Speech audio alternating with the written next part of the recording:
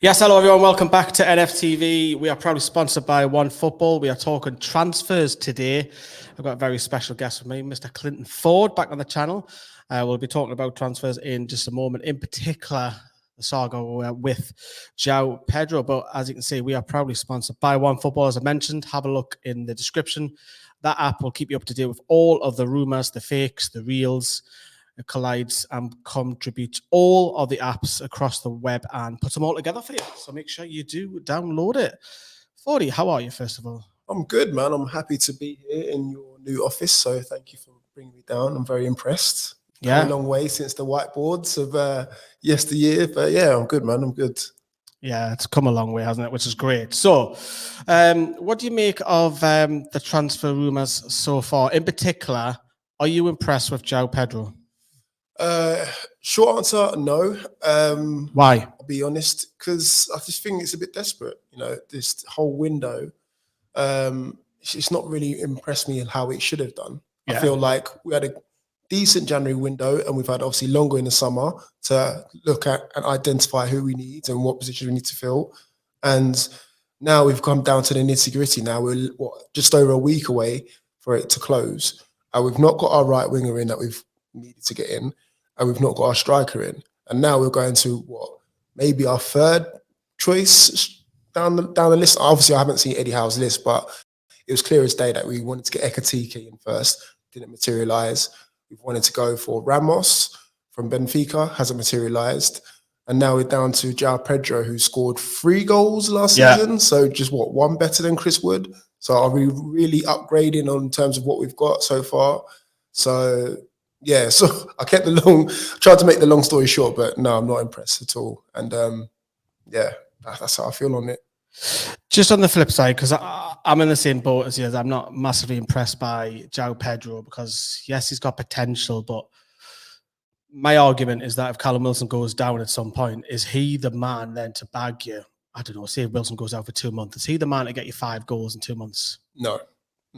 And again, obviously we can't see into the future. If we did, we'd be wealthy men, but we can't be buying on potential right now. We need to be buying on goals right now. Like, who can guarantee you 5-10 goals? I ideally want someone who's going to come in and be level on par with Callum Wilson, if not better, not someone who's got potential down the line.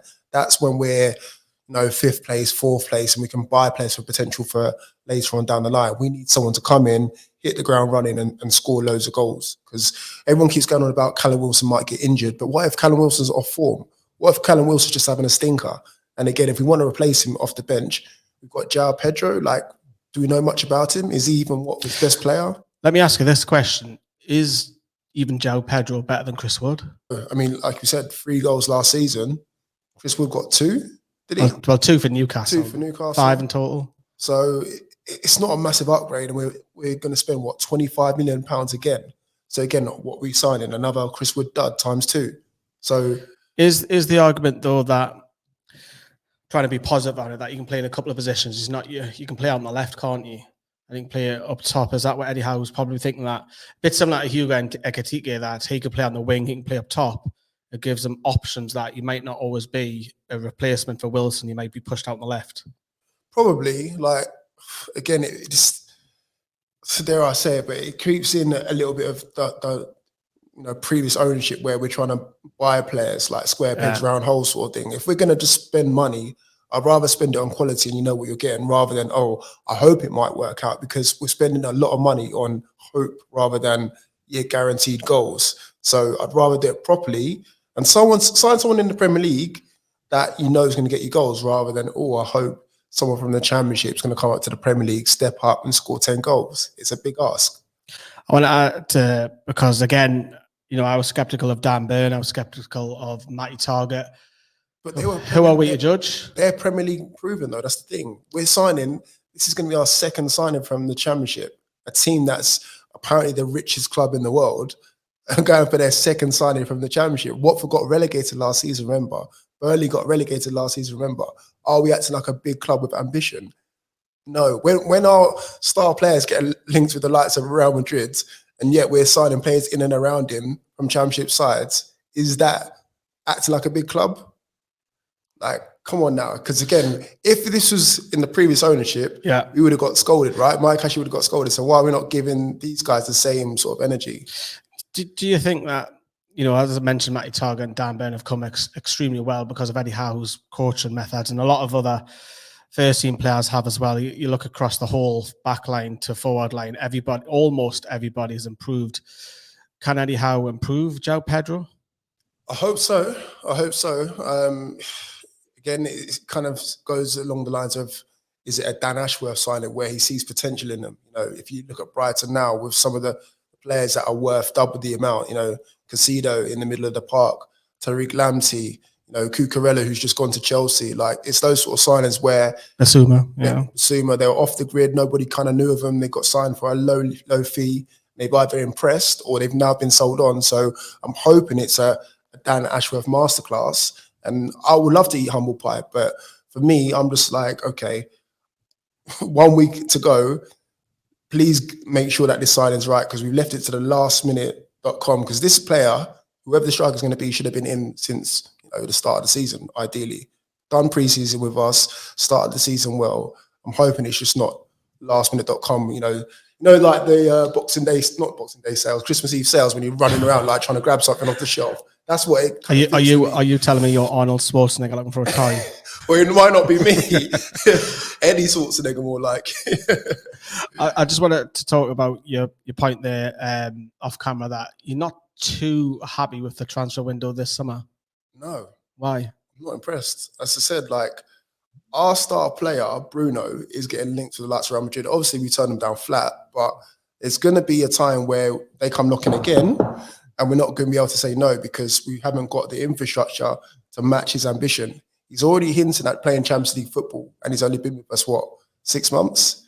So is he going to be impressed with the likes of Nick Pope coming in from Burnley, Joao Pedro coming in from Watford? Do you know what I'm saying? He needs players in and around him of that same caliber. We need a Bruno in every position of the pitch. Have we got that? Botman, you could argue yes. Bruno, of course. And then a striker, I'm not too sure right now. So that's the reason why I'm thinking, hold on, for a big club that's trying to match these players' ambitions, are we going to keep them in the next 2 years with these sort of signings? The last question, and please, everybody, don't shoot me down because I'm playing good cop, bad cop here. This is not my opinion, but is it where we are that, we can't go out and get, you're talking about, we were joking on with Neymar, for example, a few months ago. Are we in that situation where we can't attract players like that as of yet because we're not playing European football? We've only just, let's face it, survived. Yes, I know we came good, but we win a relegation scrap up until probably March, and then we start to pull it away. It's a club that, yes, it's going places, but at the moment, realistically, for me, I think Newcastle should be fighting with the likes of Brighton and Leicester for 8th, 9th, 10th position. Is that not because where Newcastle are at the moment, the club are finding it difficult to bring in a star? I'm your guess is as good as mine. I think, like you said, we should be battling with the likes of your Leicesters and Brightons and stuff like that, especially for players of that caliber. Are we taking full advantage of what's around us? Like, I look at Leicester, for example, not signed anyone. Every single week, one of their players is getting linked to a club. Fofana's been linked, Maddison's also been linked with us. Are we not taking full advantage of that? Why not? Because again, it seems like they need to sell. Why are we not bidding for those sort of caliber players that have already been finishing in the 6th and 7th positions? And why are we heading down to the Championship to try and drag players up from the Championship? It doesn't make sense to me. Because again, going back to the Pope signing, did we really need a keeper? Like, right now, did we really get him? Of course, he's good, don't get me wrong. But at the same time, we needed a striker. We knew that from January.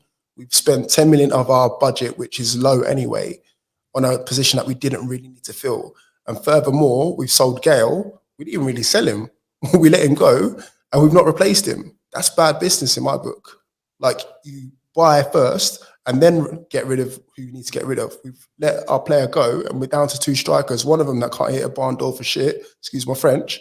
And then now we're struggling for a striker from the Championship. So that's just it in my eyes. As I said before, if this was the previous regime, we'd be giving them hell for leather. Of course, we're giving Eddie Howe a blight at the moment, but at the same time, we want to be aiming towards the top end of the table. So we need to start acting like a big club right now.